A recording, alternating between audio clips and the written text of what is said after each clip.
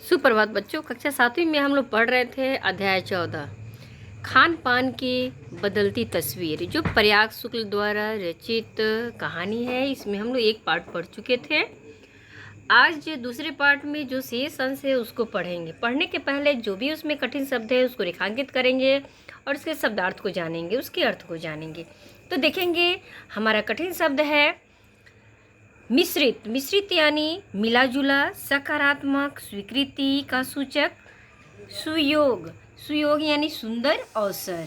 खास यानी विशेष। निखालिस, शुद्ध, जिसको हम लोग प्योर कहते हैं। विस्तार यानी फैलाव। राष्ट्रीय एकता, देश के लोगों की एक साथ मिलजुल कर रहने की भावना, उसे हम क्या कहते हैं? राष्ट्रीय एकता। अंकुरित होना यानी निकलना या जमना। भाषा भूषा, भाषा भूषा का अर्थ होता है किसी समाज विशेष में प्रचलित शब्दावली। पुनरुद्धार, फिर से बढ़ाना या बढ़ावा देना। प्रचारार्थ यानी प्रचार के लिए, कभी कभार, कुछ समय के बाद। दुर्भाग्य, बदकिस्मती, दुर्गति होना, बुरी हालत होना।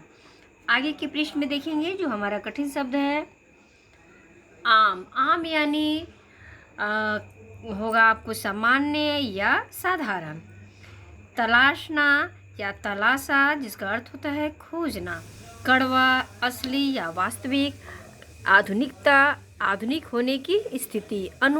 अनुकूल या अनुकूलित, जिसका अर्थ होता है माफिक, उसके अनुसार।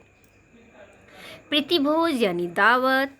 अवसर यानी मौका। जांचना यानी गुण दोष का पता करना। तो ये तो हमारे कठिन शब्द हैं जिसको हम लोग रेखांकित करके उसके अर्थ को जाने। अब हमारा दूसरे पार्ट में जो जांचने का अर्थ होता है यानी गुण दोष का पता लगाना। अब हम लोग कठिन शब्द को रेखांकित कर लिए हैं। जो शेष अंश दूसरे पार्ट में बचा हुआ है उसको पढ़ेंगे और जानेंगे कि अब आगे क्या बताया जा रहा है प्रयाग शुक्ल जी द्वारा। तो आगे कहते हैं प्रयाग शुक्ल जी, खान पान की जो एक मिश्रित संस्कृति बनी है, इसके अपने सकारात्मक पक्ष भी हैं।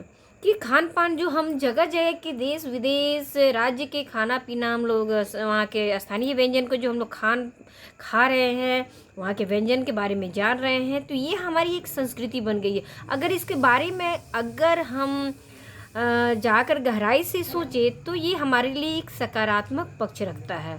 ये हमारे लिए सकारात्मक है क्योंकि एक दूसरे के बारे में, एक दूसरे जगह के बारे में, वहाँ के संस्कृति के बारे में इस खान पान के माध्यम से हमें जानने का अवसर मिलेगा।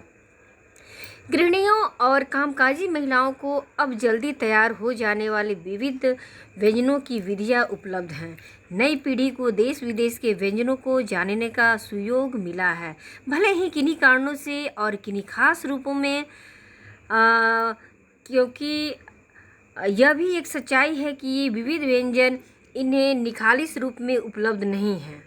ये बात सही है कि ये पूर्ण रूप से शुद्ध नहीं है, लेकिन कहा जा रहा है कि किन्हीं खास रूपों में आज़ादी के बाद उद्योग धंधों, नौकरियों, तबादलों का जो एक नया विस्तार हुआ है, उसके कारण भी खान पान की चीज़ें किसी एक प्रदेश से दूसरे प्रदेश में पहुंची हैं।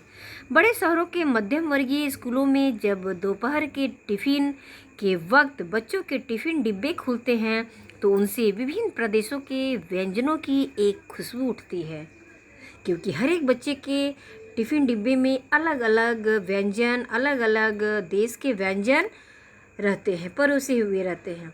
हम खान पान से भी एक दूसरे को जानते हैं। इस दृष्टि से देखें तो खान पान की नई संस्कृति में हमें राष्ट्रीयता एकता के लिए नए बीज भी मिल सकते हैं।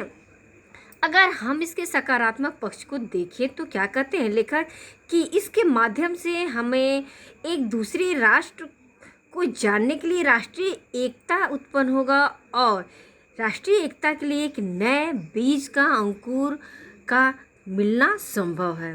बीज भली भांति तभी अंकुरित होंगे जब हम खान पान से जुड़ी हुई दूसरी चीज़ों की ओर भी ध्यान देंगे। मसलन उदाहरणतः हम उस बोली, बानी, भाषा, भूषा आदि को भी किसी न किसी रूप में ज़्यादा जानेंगे जो किसी खान पान विशेष से जुड़ी हुई है। यह वास्तविकता है कि अगर हम वहाँ के खान पान के बारे में जानेंगे तो ये वास्तविकता है कि वहाँ की वेशभूषा से भी जुड़ी जानकारियाँ हमें प्राप्त हो सकती है अगर हम थोड़ी गहराई से जानें तो। इसी के साथ ध्यान देने की बात यह है कि स्थानीय व्यंजनों का पुनरुद्धार भी जरूरी है, जिन्हें अब एथनिक कहकर पुकारने का चलन बढ़ा है। ऐसे स्थानीय व्यंजन केवल 5 सितारा होटलों के प्रचारार्थ नहीं छोड़ दिए जाने चाहिए।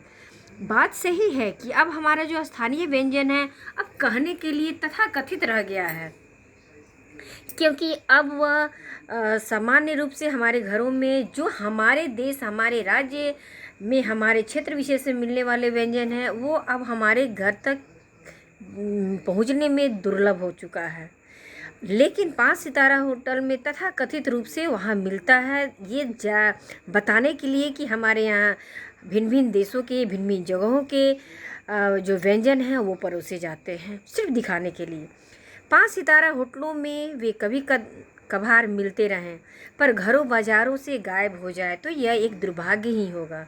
कहा जा रहा है कि ये तो होटल जो है रखते हैं अगर भिन्न भिन्न देशों के जगहों के व्यंजन, तो वो तो प्रचार के लिए रखते हैं कि हमारे होटल में हर एक तरह के व्यंजन मिलते हैं।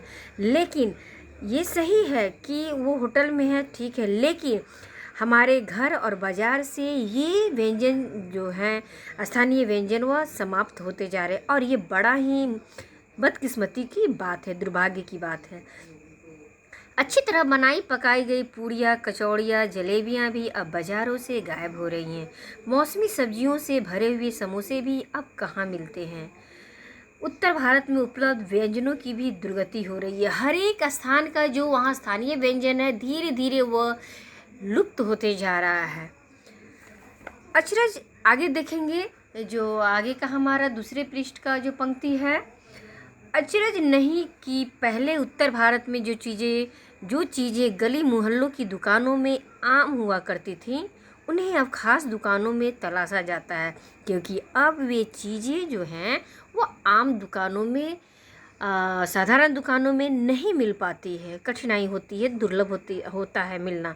यह भी एक कड़वा सच है कि कई स्थानीय व्यंजनों को हमने तथाकथित आधुनिकता के चलते छोड़ दिया है और पश्चिम की नकल में बहुत सी ऐसी चीज़ें अपना ली हैं जो स्वाद, स्वास्थ्य और सरसता के मामले में हमारे बहुत अनुकूल नहीं है। ये सही है कि हमने दिखावे में, पश्चिमी देशों के दिखावे में हम अपने स्थानीय व्यंजन को से दूर होते जा रहे हैं, उसको दूर करते जा रहे हैं, उसको भूलते जा रहे हैं और पश्चिमी सभ्यता के अनुसार पश्चिमी व्यंजनों को हम अपना रहे हैं, जो कि बहुत हद तक, बहुत तरह से जो हमारे स्वाद पे अनुकूल नहीं बैठते, हमारे स्वास्थ्य के लिए सही नहीं रहते हैं और सरसता, उसमें रस का भी नामो निशान बहुत कम रहता है। वही हमारे लिए जो कि अनुकूल, हमारे शरीर के अनुसार अनुकूलित नहीं होते। हो यह भी रहा है कि खान पान की मिश्रित संस्कृति खान पान की मिश्रित संस्कृति में हम कई बार चीज़ों का असली और अलग स्वाद नहीं ले पा रहे हैं।